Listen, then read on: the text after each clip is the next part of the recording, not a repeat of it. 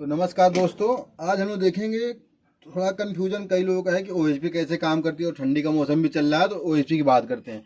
तो ये होता है हमारा ओएचपी, ये 65 डिग्री सेल्सियस पे कट ऑफ हो जाता है। कट ऑफ क्या हो जाता है, तो जब हम इसको हम ओएचपी को हीटर के बैलों पे बांध देते हैं तो जब यहाँ पे 65 डिग्री टेम्परेचर आ जाता है तो ये क्या करता है, सप्लाई को ऑफ कर देता है। तो इसके इसी के सप्लाई पे क्या कॉन्ट्रेक्टर जुड़ा रहता है तो कॉन्ट्रेक्टर ऑफ हो जाता है। तो काम कैसे करता है, ये दोनों पॉइंट देखेंगे, दोनों पॉइंट ये आपस में बोल रहा है, ठीक है। तो दोनों पॉइंट एनसी रहता है, नॉर्मली क्लोज रहता है, ठीक। जब ओएचपी कट ऑफ हो जाती है तो क्या होता है कि एक ये पॉइंट कट जाता है और ये पॉइंट ये बोलने लगता है, और ये पॉइंट तो ये हीटर उस टाइम ऑफ कर देता है और कॉन्ट्रेक्टर जिससे बंद हो जाता है। तो जो हीटर का कनेक्शन करना होता है वो एक इस पॉइंट पे करना होता है, एक इस पॉइंट पे करना होता है। और ये दोनों पॉइंट ये कहाँ जुड़ेंगे, तो देखेंगे हमारे सीपीयू में दो प्लांट का कंट्रोलिंग है, एक है प्लांट 1 और एक है प्लांट 2। तो अगर मान लीजिए छत के ऊपर जब जाएंगे तो देखेंगे एक है पावर सर्किट का जंक्शन बॉक्स, एक है डीसी सर्किट का जंक्शन बॉक्स। तो जो जंक्शन बॉक्स में 3 नंबर डीसी सर्किट में जो है, अब लोग पूछेंगे कि डीसी वाला किधर आएगा और पावर वाला किधर आएगा। तो सबसे बढ़िया देखिए, डीसी का किधर आएगा, पावर का किधर आएगा, आपको कंफ्यूज होने की जरूरत नहीं है। हाँ, हमें तो मतलब बैग दिखाना हुआ, ठीक है। चलो, तो अब जो लोग पूछेंगे कि छत के ऊपर किधर डीसी का है, किधर एसी का है, तो सबसे बढ़िया क्या है कि एसी के किधर डीसी का किधर बताने के लिए तो सबसे बढ़िया है, जैसे यहाँ पैनल है तो पैनल की तरफ हमें ऐसे मूव करके खड़े हो गए। तो जो हमारा ये राइट हाथ है, इस साइड का जो जंक्शन बॉक्स है वो डीसी का है और इस साइड का जो जंक्शन बॉक्स है वो एसी का है, ठीक है। अब वो और कैसे हम इसको डिटेल में जानेंगे, तो जो कोच की गैलरी है, ये देखिए कोच की गैलरी है, इस गैलरी के ऊपर जो जंक्शन बॉक्स इधर आएगा वो हमारा डीसी है, ठीक। इधर आएगा जो एसी है, ठीक। अब यही जो पोजीशन है थोड़ा उस तरफ बदल जाएगा हमारा पोजीशन। क्यों बदल जाएगा, देखिए पैनल की तरफ तो ठीक रहेगा, लेकिन जब कोच के उस तरफ जाएंगे तो अब वहां पे अपोजिट हो जाएगा। जो गैलरी की रास्ता है वहां पे एसी का जंक्शन बॉक्स आएगा और उस तरफ जो आप देखेंगे तो जो डीसी का जंक्शन बॉक्स आएगा। मतलब पैनल के जस्ट अपोजिट एनपीपी साइड चले जाएंगे तो वहां पे उधर लेफ्ट हो जाएगा, यहाँ पे राइट है उधर लेफ्ट हो जाएगा, ठीक है। तो जहाँ पे जंक्शन बॉक्स होता है तो वहीं से देखेंगे जंक्शन बॉक्स, डीसी का जो जंक्शन बॉक्स है वहां से देखेंगे तो कई तरह के कनेक्शन रहते हैं। तो देखिए अब जो सप्लाई यहाँ कैसे, जैसे हम 35 ऑन करते हैं तो सबसे पहले 35 ऑन करते क्या होता है कि 110 वोल्ट डीसी चला जाता है। तो कहाँ कहाँ चला जाता है, हमें तो यही दिखाई देता है कि सीपीयू में कनेक्शन जल गया तो ये कहाँ से क्या क्या जलता है। तो सबसे पहले जैसे 135 ऑन करते हैं तो वागो नंबर 124 और 125 पे 110 वोल्ट निगेटिव और पॉजिटिव चला जाता है, ठीक है। तो जो हमारे यहाँ से कनेक्ट, तो जैसे ही 35 नंबर ऑन करते हैं तो वागो नंबर देखेंगे हमारे तो हाथ के लेफ्ट साइड में, तो वागो नंबर 124 और 25 और 26 और 27। तो जो 24 और 25 है ये पॉजिटिव का हो गया बॉक्स मतलब सप्लाई, और जो 26 और 27 है ये निगेटिव का हो गया। तो वहाँ से क्या होता है कि एक सप्लाई यहीं से पॉजिटिव वायर नंबर 162 पे 162 वागो नंबर 162 पे चला जाता है। और जो ये 162 है, ये जो सप्लाई है उठ के सीधा रूफ के ऊपर देखेंगे तो डीसी जगह जंक्शन बॉक्स है वहाँ पे चला जाता है, जंक्शन बॉक्स में चला गया। अब यहाँ से क्या करता है ये कि ये ओएचपी को सप्लाई दे दिया, ब्लोअर को दे दिया, कंडेंसर के टीओपी को दे दिया, कंडेंसर के टीओपी एलपी को दे दिया, दूसरे एलपी को दे दिया, यहाँ दे देता है।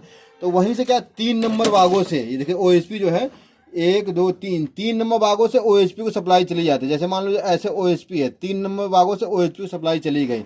अगर ओएचपी काम करता है तो 9 नंबर वागों से क्या सप्लाई 1 2 3 4 5 6 7 8 9, 9 नंबर वागों में सप्लाई वापस आ जाएगी, ठीक।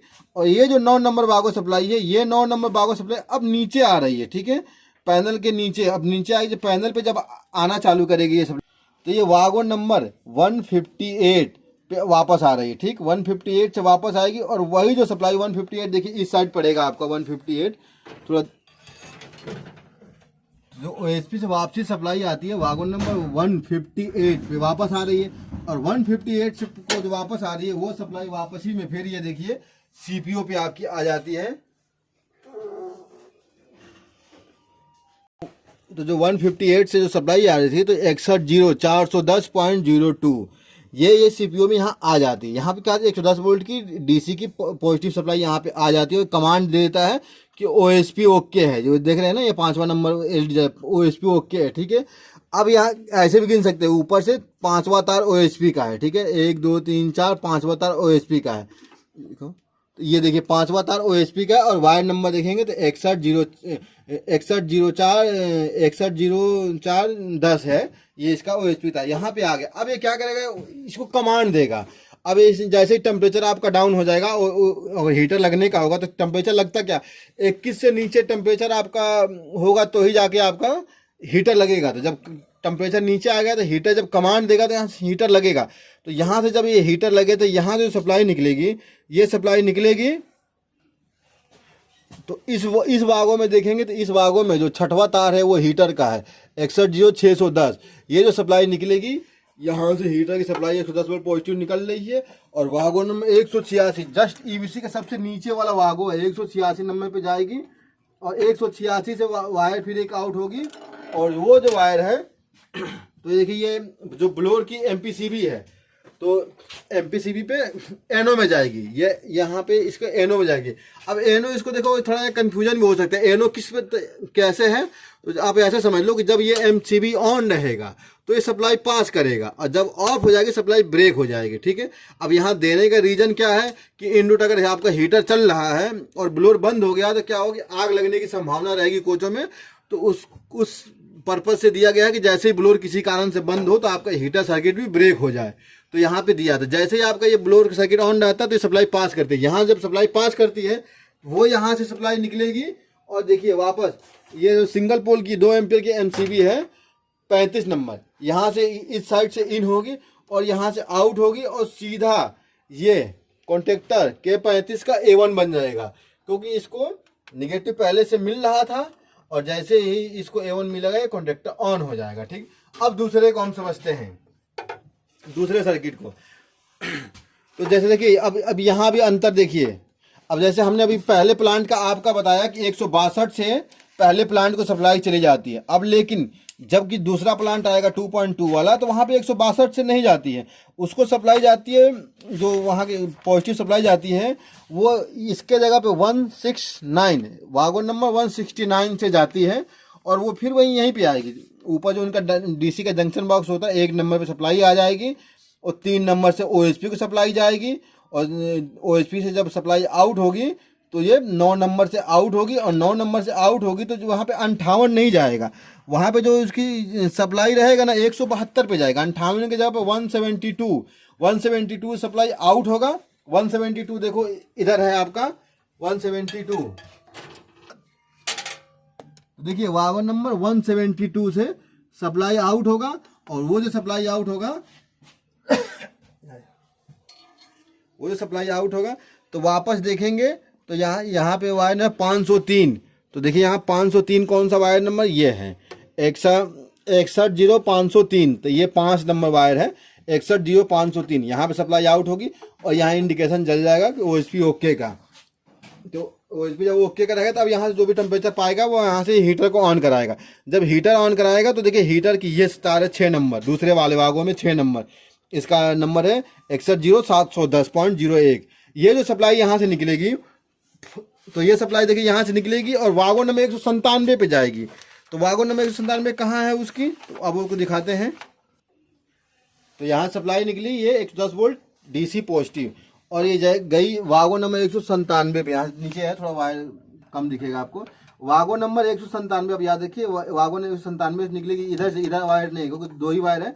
यहाँ गई, यहीं से एक वायर वापस आया, और वो फिर गया ब्लोअर के एमपीसीबी के एनो पे, ठीक है। इसको देखो यहाँ थोड़ा कंफ्यूजन हो सकता है, कोई एनो बोले कोई एनसी बोलेगा, तो आप ये इतना समझ लो कि ये एनो है, और एनो इस पर्पज में है कि जब ये ब्लोअर ऑन रहेगा तो ये सप्लाई आउट करेगा, और जैसे ही ब्लोअर की एमसीबी ऑफ हो जाएगी सप्लाई ब्रेक हो जाएगी, तो उस समय आपका हीटर नहीं चलेगा।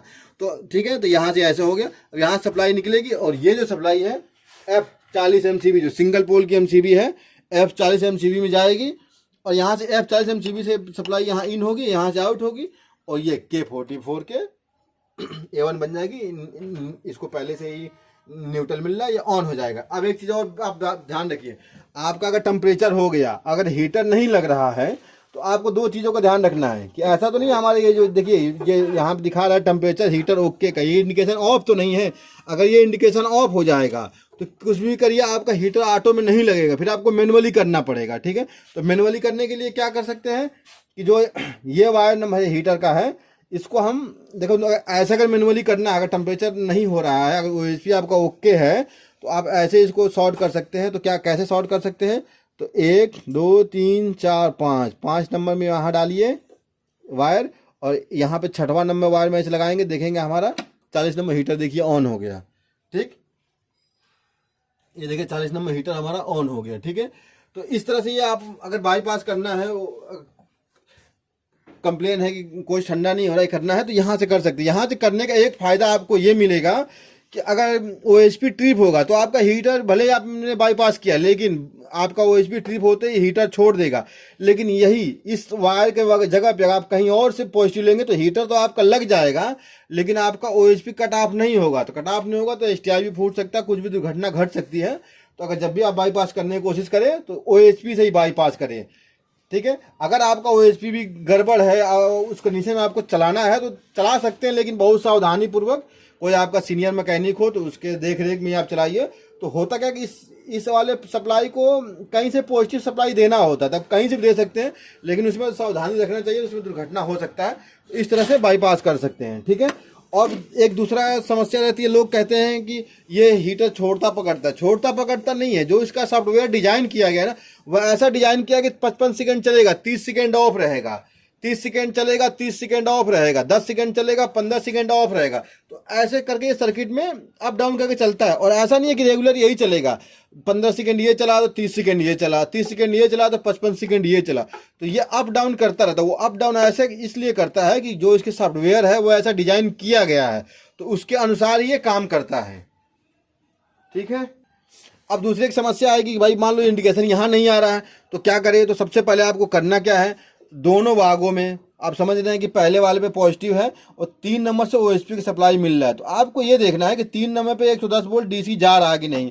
अगर जा रहा है तो आउट भी होगा, अगर OHP सही होगा। अगर नहीं आउट हुआ तो OHP खराब है। अगर आउट हो रहा है तो ठीक है भाई, OHP ठीक है। 9 नंबर पे देखो सप्लाई आ रहा है कि 9 नंबर पे आ रहा है, तो 9 नंबर पे आ रहा है। तो अगर वो आप उसके बाद देखिए, अगर पहले वाले का देख रहे हैं तो 158 पे सप्लाई आ रहा है कि नहीं, वागो नंबर 158 पे पॉजिटिव आ रहा है कि नहीं।